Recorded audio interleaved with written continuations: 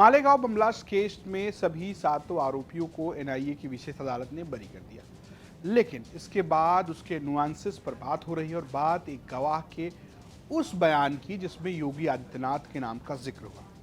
गवाह मिलिंद जोशी राव ने यह दावा किया कि एटीएस के कुछ अधिकारियों ने उनके ऊपर दबाव बनाया कि वो आरएसएस के कुछ व्यक्तियों का नाम लें, जिनमें योगी आदित्यनाथ, जो अभी उत्तर प्रदेश के मुख्यमंत्री हैं, उनका भी नाम शामिल था। जोशी राव के बयान को कोट करते हुए कहा, इंडिया टुडे अंग्रेजी की वेबसाइट पर छपी इस रिपोर्ट के मुताबिक जो जज हैं एके लोहती, उन्होंने कोट करते हुए मिलिंद एम जोशी राव को लिखा कि एटीएस ने मुझे एक आरोपी की तरह व्यवहार किया और मुझसे 7 दिनों तक उनके ऑफिस में रखा।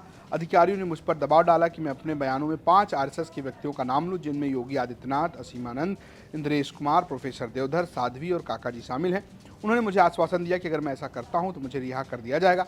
जब मैंने इनकार कर दिया तो डीसीपी श्री राव और अतिरिक्त पुलिस आयुक्त परमवीर सिंह ने मुझे यातना की धमकी भी दी। हालांकि मिलिंद के इस बयान को लेकर एटीएस के जज ने टिप्पणी की कि यह बयान एटीएस के अधिकारियों को दी गई है और ऐसा लगता है कि वो इच्छा से बयान नहीं दे रहे थे। अगर इसको साबित भी कर दिया जाए तब भी इसकी प्रामाणिकता पर शक पैदा होता है। हालांकि ऐसे कई गवाह सामने आए जो अलग अलग दावे करते रहे, जैसे कि महबूब मुजावर।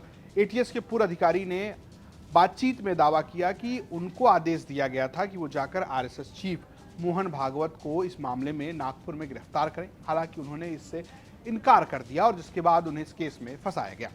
और जो आदेश दिया गया था वो परमवीर सिंह और उनके ऊपर के अधिकारी ने मेरे को आदेश देके बुला के लेके कहा गया था कि ये लोगों को पकड़ के लाओ।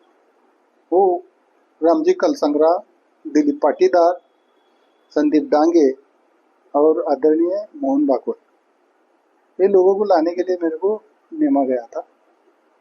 बाद में वो 3 जने जो थे, रामजी कलसंगरा, दिलीप पाटीदार,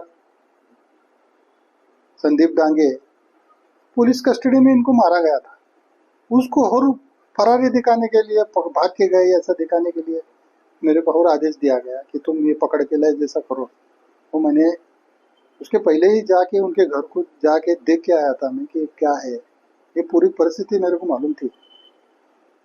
और मोहन भागवत को लाओ बोले तो मेरे हाथ से ये शक्य नहीं था। मेरे महाराष्ट्र के अंदर बहुत कुछ बड़े बड़े अधिकारी है, उनको छोड़ के मेरे जैसे को तुम इतनी बड़ी कामगिरी दे रहे, झूठी कामगिरी दे रहे।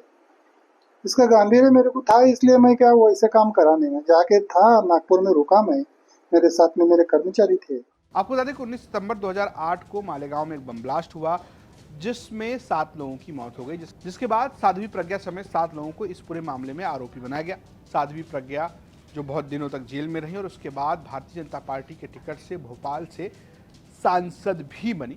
उन सभी को एनआईए कोर्ट ने बरी कर दिया गया, यानी कि जो 7 लोग आरोपी बनाए गए थे उनको एनआईए कोर्ट ने इस मामले में बरी कर दिया। इसको लेकर कई सारी राजनीतिक आरोप भी लगे।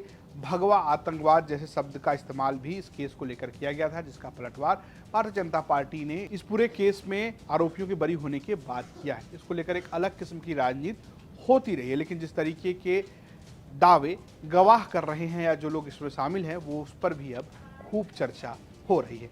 फिलहाल आपका अपना क्या कहना है, कमेंट बॉक्स में जरूर बताएं। देखते रहें यूपी तक। नमस्कार।